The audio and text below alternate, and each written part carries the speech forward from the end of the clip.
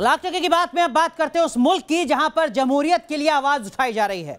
Tank और तोप का मुकाबला किया जा रहा है साइकिल के जरिए।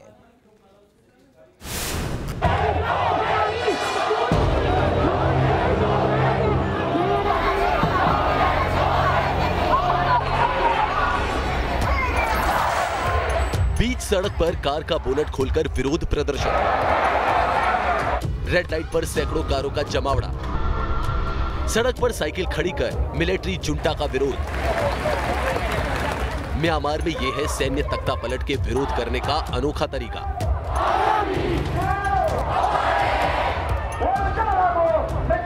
क्या इस तख्ता पलट के लिए चीन भी जिम्मेदार है? क्या चीन की मदद से मिलिट्री शासन लोगों पर जुल्म ढा रहा है?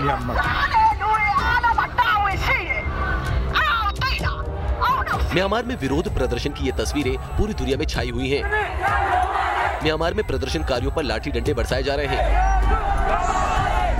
विरोध प्रदर्शन की अगुवाई कर रहे लोगों को जेल में डाला जा रहा है। घूंटों तले जमहूरियत रौंदी जा रही है।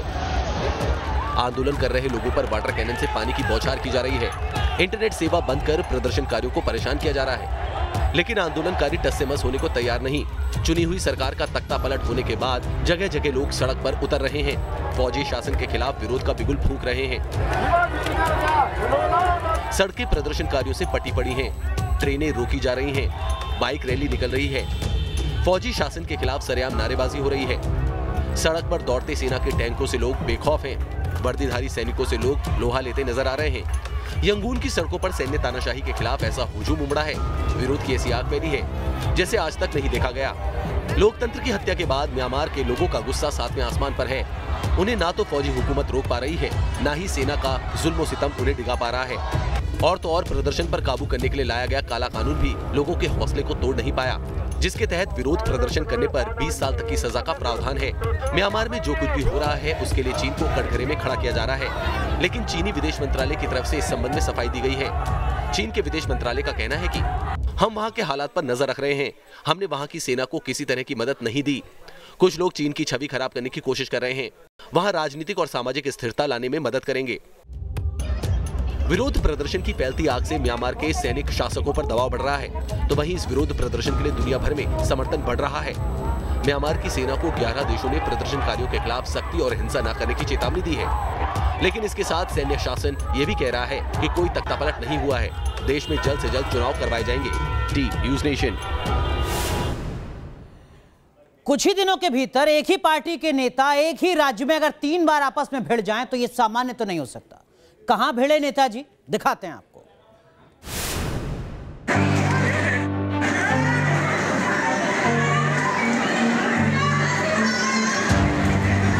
हालात घूसे चले,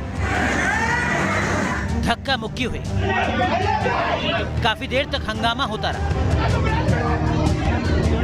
ये तस्वीरें मध्य प्रदेश कांग्रेस दफ्तर की है। यहाँ बैठक के दौरान ऐसा बवाल हुआ कि कांग्रेसी आपस में ही जूतम पैजार करते नजर आए। जिस वक्त कांग्रेसियों के बीच मारपीट हो रही थी उस वक्त पूर्व मंत्री पीसी शर्मा, पूर्व महापौर विभा पटेल समेत कई कांग्रेसी नेता मंच पर मौजूद थे। दरअसल भोपाल कांग्रेस दफ्तर में नगरीय निकाय चुनाव की बैठक थी। इसी दरमियान कांग्रेस कार्यकर्ताओं के बीच तीखी बहस शुरू हो गई और देखते ही देखते हाथापाई होने लगी। बताया जा रहा है कि 20 फरवरी को भोपाल बंद को लेकर बैठक बुलाई गई थी। इसी दौरान किसी बात को लेकर पूर्व महापौर विभा पटेल के समर्थक और एक अन्य कार्यकर्ता के बीच शुरू हुई नोकझोंक मारपीट में तब्दील हो गई।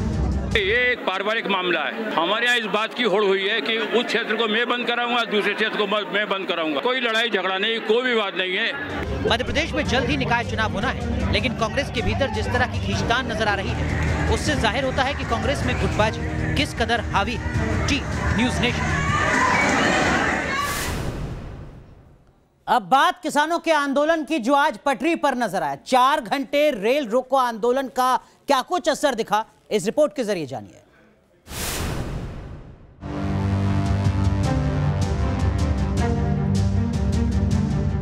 पंजाब से यूपी किसानों का रेल रोको अभियान। 4 घंटे तक रेल पटरी पर चक्का जाम। तमाम शहर कस्बों में हुआ किसानों का रेल रोको प्रदर्शन। उन 4 घंटों के दौरान क्या हुआ, रेल पटरियों पर किसानों ने क्या किया, क्या मुसाफिरों को हुई परेशानी? ग्राउंड जीरो पर उस वक्त मौजूद न्यूज़ नेशन संवाददाताओं ने इसकी जानकारी दी। मोदी नगर रेलवे स्टेशन के ट्रैक पर हम मौजूद हैं। देखिए यहाँ पर जो किसान आज रेल रोकने के लिए पहुंचे, उन्होंने पूरी तैयारी कर रखी थी कि किस तरीके से उनको ट्रेन को रोकना है। यहाँ पर जो ट्रेन में सवार यात्री आएंगे उनको खाना पीना खिलाना है। वैसे रेलवे के चक्का जाम का सबसे ज्यादा असर हुआ पंजाब और हरियाणा में। पंजाब की दो तस्वीरों पर नजर डालते हैं। ये दो तस्वीरें अमृतसर और फतेहगढ़ साहिब की हैं। दोनों जगहों पर 4 घंटे रेल ट्रैक पर धरना दिया गया और नारेबाजी की गई। हरियाणा के सोनीपत में रेल रोको आंदोलन की अलग तस्वीर दिखाई दी। यहाँ रेल रोको आंदोलन में महिलाओं ने भी हिस्सा लिया। हरियाणा के दूसरे शहरों में भी किसान इस तरह रेल पटरी पर बैठे नजर आए। सोनीपत के अलावा अंबाला और पलवल में सबसे ज्यादा किसान आंदोलन का जोर दिखा। यहाँ किसानों ने रेलवे ट्रैक पर किसान बिल के विरोध में नारे लगाए। यूपी के अलग अलग शहरों में भी प्रदर्शन हुए। मुरादाबाद में भारतीय किसान यूनियन की अगुवाई में किसानों ने धरना दिया। 4 घंटे तक किसान रेलवे ट्रैक पर बैठे रहे। वैसे सबसे दिलचस्प तस्वीर नजर आई नोएडा के दनकौर रेलवे स्टेशन पर। यहाँ किसानों ने ट्रेन रोकी, इसके साथ ही मुसाफिरों की मदद की। दनकौर रेलवे स्टेशन पर ट्रेन रोकी गई है और यहाँ पर किसान अब अपने हाथ में केले लेकर, पानी लेकर और तमाम खाने पीने का इंतजाम लेकर, बिस्किट लेकर ट्रेनों के अंदर दाखिल हो रहे हैं और जो यात्री हैं उनको यहाँ पर वो देने की कोशिश की जा रही है। पटना में हुए किसानों के प्रदर्शन में सियासत का रंग भी दिखाई दिया। यहाँ पूर्व सांसद पप्पू यादव की अगुवाई में जन अधिकार पार्टी के कार्यकर्ताओं ने रेलवे ट्रैक जाम कर दिया। पप्पू यादव पूर्व सांसद अपनी पार्टी के कार्यकर्ताओं के साथ इस वक्त पटना में सचिवालय हॉल पर उतरे हुए हैं। आप देखिए इनके जो कार्यकर्ता हैं उन लोगों ने पूरी तरह से ट्रेन को रोक दिया है। ये लोग इस वक्त ट्रेन में इंजन के ऊपर मौजूद हैं। इन लोगों ने ट्रेन को रोक दिया है। पप्पू यादव भी स्टेशन पर मौजूद हैं। यानी ये जो पूरा हंगामा है वो इस वक्त पटना स्टेशन पर है। देश के दूसरे हिस्सों में भी कुछ इसी तरह की तस्वीर नजर आई। उत्तर से लेकर पश्चिम तक किसान संगठनों ने आंदोलन के प्रति अपना समर्थन जताया। ये 3 तस्वीरें हैं जयपुर, पुणे और नागपुर की। तीनों शहरों में आंदोलन के जरिए किसान कानून को खत्म करने की मांग की गई। Team news nation. अब बात कोरोना की, जिसके चलते महाराष्ट्र के एक नहीं बल्कि 3 शहरों में या तो लॉकडाउन लगा दिया गया है या फिर कर्फ्यू का ऐलान किया गया है। सवाल यह कि क्या इसका दायरा और ज्यादा बढ़ने वाला है? क्या महाराष्ट्र के नहीं बल्कि देश के कुछ और हिस्सों में आने वाले वक्त में लॉकडाउन जैसे हालात फिर देखने को मिल सकते हैं? अगर आप मुंबई में रहते हैं तो होशियार, अगर आप पुणे में रह रहे हैं तो खबरदार, अगर आप नागपुर में रहते हैं तो अलर्ट हो जाइए, क्योंकि इन शहरों में एक बार फिर कोरोना कोहराम मचा रहा है, जिसकी गवाही दे रहा है कोरोना मरीजों का यह आंकड़ा। महाराष्ट्र में 24 घंटे में 4,787 मरीज, पिछले 74 दिन में सबसे बड़ा आंकड़ा। ये केस 5 दिसंबर के बाद सबसे ज्यादा हैं। तब 4,922 केस आए थे। राज्य में बीते 6 दिनों से 3,000 से ज्यादा केस आ रहे हैं। इससे पहले 21 जनवरी से 10 फरवरी तक ये आंकड़ा एक बार भी 3,000 के पार नहीं गया था। कोरोना के इस बढ़ते खतरे को देखते हुए बीएमसी ने घर घर पहुंचकर कोरोना टेस्ट करने का अभियान शुरू किया है। कोरोना को मात देने के लिए शुरू वैक्सीनेशन के बीच मुंबई में कोरोना संक्रमण के मामले फिर से बढ़ने शुरू हो गए हैं, जिससे शासन और प्रशासन की नींद उड़ी हुई है। बताएं कि बीएमसी अलग अलग जगह को टारगेट कर रही, जहां पर कोरोना पेशेंट पाए जा रहे हैं वहां पर बीएमसी की टीम खुद पहुंच रही है। अपने मोबाइल वैन से नज़दीक इलाके तक पहुंच रहे हैं और उसके बाद डोर टू डोर, घर घर जाकर लोगों का टेस्ट कर रहे हैं। आरटीपीसीआर टेस्ट किया जा रहा है। महाराष्ट्र में कोरोना केस बढ़ने की वजह लापरवाही है, क्योंकि भीड़ भाड़ वाले इलाके में लोग बिना मास्क के घूम रहे हैं, तो कोरोना गाइडलाइंस का पालन भी नहीं किया जा रहा। मुंबई से शैलन सिंह के साथ टीम न्यूज़ नेशन। उत्तराखंड के तपोवन टनल में बढ़ते वक्त के साथ उम्मीदें कम होती जा रही हैं, लेकिन रेस्क्यू अब भी जारी है। और इस बीच न्यूज़ नेशन को टनल के अंदर की कुछ ऐसे एक्सक्लूसिव वीडियो मिले हैं जिसे देखकर आप भी हैरान रह जाएंगे।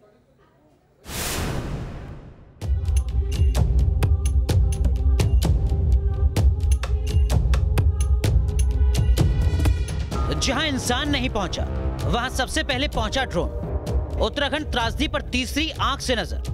टनल के अंदर ड्रोन का इस्तेमाल, ड्रोन की मदद से नुकसान का आकलन। तपोवन टनल के अंदर घुप अंधेरे में ड्रोन्स ने किस तरह रेस्क्यू टीम की मदद की, ये वीडियो इसकी गवाही दे रहा है। टनल का अंधेरा हो या फिर उत्तराखंड की पथरीली संकरी वादियां, ड्रोन ने रेस्क्यू ऑपरेशन में अपनी भूमिका निभाई। 7 फरवरी को आई त्रासदी के बाद एनडीआरएफ की टीम ने बेंगलुरु के गरुड़ा एरोस्पेस कंपनी को संपर्क किया। ऐसे ही ड्रोन्स के जरिए बेंगलुरु में रेस्क्यू ऑपरेशन चलाया गया था। चमोली में रेस्क्यू ऑपरेशन के दौरान किस तरह से ड्रोन्स मददगार साबित हुए और क्या खासियत है इन ड्रोन्स की, आइए हम आपको यहाँ पर दिखाते हैं। ये देख सकते हैं आप, 2 ड्रोन्स हैं जिनका इस्तेमाल रेस्क्यू ऑपरेशन के दौरान किया गया। सबसे पहले मैं आपको ये छोटा सा ड्रोन दिखाना चाहूँगा। यही ड्रोन है जिसके ज़रिए जो है मैपिंग की गई थी वहाँ पर। और दूसरा ड्रोन आप देख सकते हैं यहाँ पर बड़ा ड्रोन है। इस ड्रोन को जो है स्ट्रिंगिंग के लिए वहाँ पर इस्तेमाल किया गया था। इसमें जो है पेलोड जो है हम लगा सकते हैं 10 से 16 किलो का। तो जो रेस्क्यू ऑपरेशन के दौरान रोप्स वहाँ पे डिलीवर करनी थी, उन्हें जो है इसी ड्रोन के जरिए वहाँ पे डिलीवर किया गया। रेस्क्यू के काम में कदम कदम पर ड्रोन्स ने बड़ी भूमिका निभाई। तपोवन टनल से लेकर रैणी गांव तक के इलाके को पहले मैप किया। पानी के लेवल, बहाव और मलबों की जानकारी ली गई। पहली बार ड्रोन इस्तेमाल कर रहे हैं और इतना लार्ज स्केल में प्राइवेट एंटिटी को एक्सेस मिला है इस डिज़ास्टर साइट पे, ये है पहली बार। और इस एक्सेस से हमें ज़्यादा फ़ायदा हुआ है क्योंकि अभी तक हमें मालूम नहीं था कि डिज़ास्टर होने के बाद क्या होता है। तो ये हमें लिए एक महत्वपूर्ण इंसिडेंट है। त्रासदी में पब्लिक प्राइवेट पार्टनरशिप कितना कारगर हो सकता है, रेस्क्यू के लिए ड्रोन का इस्तेमाल इसी का प्रतीक है। ड्रोन के जरिए रिलीफ मटेरियल को भी डिलीवर किया गया। Yasir Mushtaq, news nation, Bengaluru. और अब बात देश के सबसे बड़े सूबे उत्तर प्रदेश की, जहां विधानसभा सत्र की शुरुआत आज से हुई है और आज से ही सियासत और हंगामे की भी।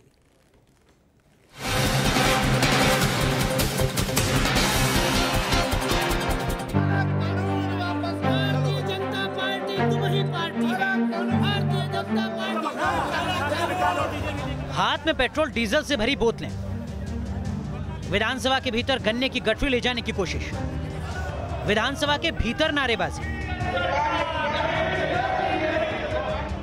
यूपी विधानसभा के बजट सत्र की शुरुआत ही हंगामे के साथ हुई। यूपी विधानसभा का बजट सत्र शुरू हुआ तो विपक्ष ने सरकार के खिलाफ संग्राम छेड़ दिया। राज्यपाल आनंदीबेन पटेल का अभिभाषण शुरू होते ही एसपी विधायकों ने नारेबाजी शुरू कर दी।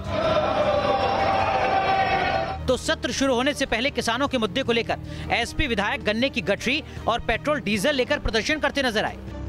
आज कांग्रेस पार्टी ने, हमने पहले भी अपना विरोध दर्ज किया चौधरी चरण सिंह की प्रतिमा के सामने, और उत्तर प्रदेश की विधानसभा में भी हमने आज अपना पहले महामहिम के अभिभाषण का विरोध किया है और उसके बाद वॉकआउट किया है। 3 कृषि कानून का जो बनाया गया वो पूरी तरह से कुछ पूंजीपतियों को लाभ पहुंचाने के लिए था, इसलिए ये झूठा और मिथ्या बयान को सरकार के हम लोगों ने महसूस किया कि इसको सुना जाना उचित नहीं है और उसके कारण हम लोगों ने सदन का बहिर्गमन करने का काम।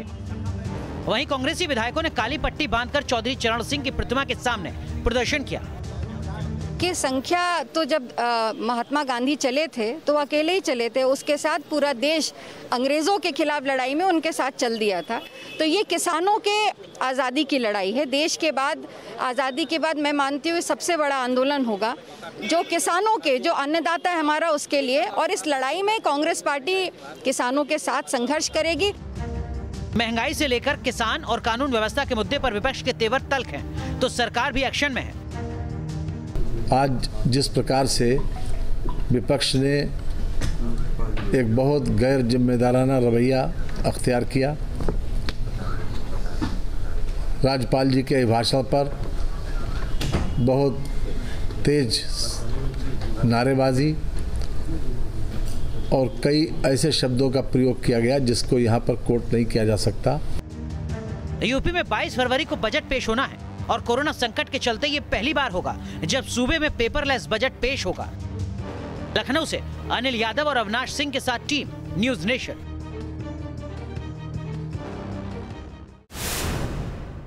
तो देखिए, पेट्रोल डीजल के बढ़ते दाम लगातार सियासी मुद्दा बन रहे हैं, लेकिन इन सब के बीच दुनिया में वो कौन से देश हैं जहां पर आपको आपकी उम्मीद से भी कम दाम में पेट्रोल मिल सकता है 1 लीटर? ये हम आपको जरा आंकड़ों के जरिए बताते हैं, दुनिया के अलग अलग देश। देखिए जरा, हम आपको सबसे पहले बताते हैं दिल्ली पेट्रोल में जो इस वक्त दिल्ली में पेट्रोल की कीमत है वो तकरीबन 90 रुपए के आसपास है। यह आंकड़ा 15 फरवरी का है और 15 फरवरी को ही वेनेजुएला में 1 रुपए 45 पैसे पेट्रोल की कीमत थी। ईरान में 4 रुपए 50 पैसे प्रति लीटर पेट्रोल की कीमत थी। अंगोला में 17 रुपए 82 पैसे में 1 लीटर पेट्रोल मिल सकता है 15 फरवरी को। अल्जीरिया में 25 रुपए 15 पैसे में 1 लीटर पेट्रोल मिल सकता है। कुवैत में 25 रुपए 26 पैसे में। ये हम भारतीय करेंसी के हिसाब से आपको बता रहे हैं, लेकिन ऐसा नहीं है कि सब कुछ अच्छा सब कुछ सस्ता। दुनिया के 5 देश अब हम आपको वो बताते हैं जहां पर पेट्रोल के दाम आपकी उम्मीद से कहीं ज्यादा हैं। दिल्ली में आज 15 फरवरी के आंकड़े के मुताबिक 89 रुपए के हिसाब से आपको 1 लीटर पेट्रोल मिल रहा है, लेकिन हांगकांग में आज आपको 174 रुपए 38 पैसे चुकाने होंगे अगर आप 1 लीटर पेट्रोल लेंगे। नीदरलैंड्स में 147 रुपए 38 पैसे आपको देने होंगे 1 लीटर पेट्रोल के लिए। इसके अलावा अगर बाकी देशों की बात की जाए तो उसमें नॉर्वे आता है जहां पर 143 रुपए 1 लीटर पेट्रोल का दाम है। मौजूदा हिंदुस्तान में दिल्ली के पेट्रोल के दाम से कहीं ज्यादा नॉर्वे में 143 रुपए, ग्रीस में 135 रुपए आपको देने होंगे। आज 15 फरवरी के ये आंकड़े हैं जिसके आधार पर हम आपको बता रहे हैं। और फिनलैंड में 134 रुपए 88 पैसे 1 लीटर पेट्रोल का दाम है। तो सस्ते देश और महंगे देश दोनों हमने आपको दिखाए तेल के दाम के मद्देनजर। लाख टके की बात में एक छोटा सा ब्रेक, तुरंत हाजिर होते हैं।